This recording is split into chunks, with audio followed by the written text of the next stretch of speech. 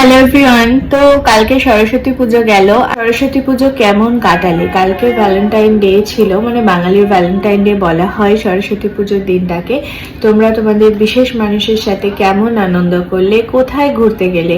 আর আমি তো বাড়ি বসে বসে প্রচুর ভিডিও দেখছিলাম, তো দেখলাম সব জায়গাতে ভীষণ ভিড় হয়েছিল, বিশেষ করে গঙ্গার ঘাটগুলো জোড়া জোড়া সব ভর্তি।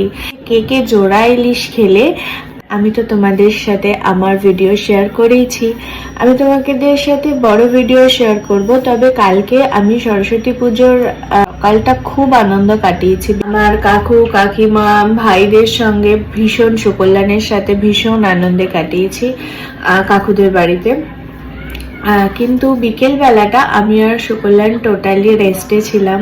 আমরা গান শুনেছি, ভিডিও দেখেছি, গল্প করেছি, দ্যাটস ইট। তোমরা কেমন আনন্দ করলে আমাকে জানাতে পারো।